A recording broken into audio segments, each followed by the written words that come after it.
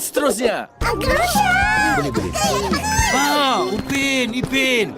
Hebat tak Uncle berlakon jadi askar? Ya, betul sangat.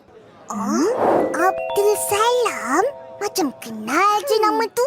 Memang kenal lah. Abdul Salam tu nama abah kita.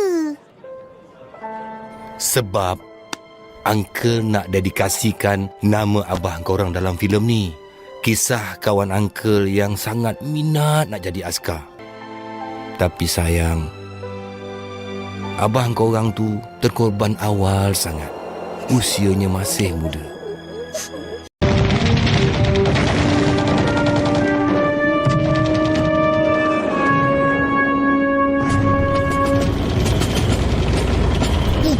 Kau rasa pihak lawan ni kuat ke?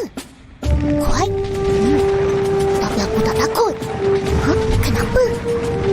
Sebab kubu kita lagi teguh dan kukuh. Tak pernah dalam sejarah ada musuh yang berjaya repuk kubu ni. Betul.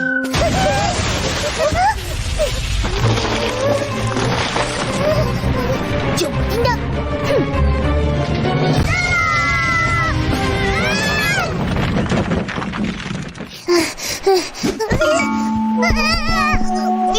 Akak ni kacau lah.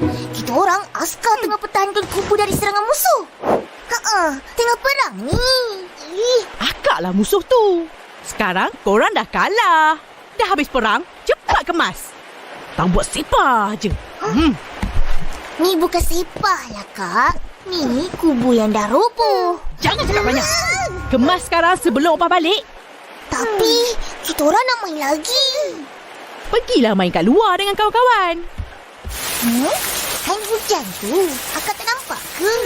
Macam mana nak keluar kalau hujan? Betul-betul. Pun tak tahu.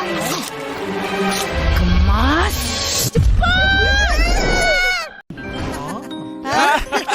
Yalah, was dah cakap. Hayo, orang kecil, cepatlah. Orang sudah lama tunggu. Nah, maaf Uncle. Kenapa lambat? Tadi berborak sama akak dengan Opah. Woi, nak ke mana tu? Mari duduk sini kejap. Borak-borak dengan Atuk. Yalah, mari. Duduk.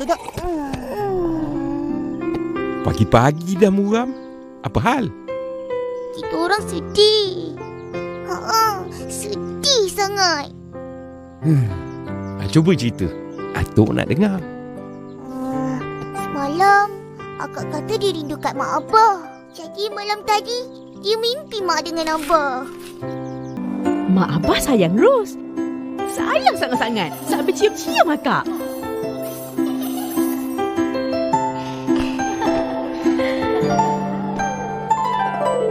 Kita orang pun rindu juga dengan mak abah.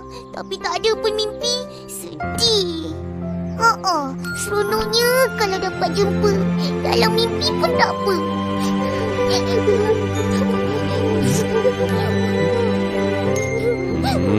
Jangan sedih. Atuk ada cerita pasal mak dan abah kamu. Nak dengar? Abah kamu tu baik. Dia rajin orangnya. Yalah, tiap-tiap pagi dia buka satu meja sini. Jual nasi lemak. Mau kumpul duit masuk universiti. Ya, Uncle ingat. Uncle tiap-tiap pagi buka gerai sini juga. Jual air. Kemudian, dia suruh Uncle kasih buat ini gerai besar lagi. Kemudian, taruh kerusi meja. Nanti orang boleh duduk makan. Mie goreng, mie rebus, mie kari, bihun goreng, bihun sup.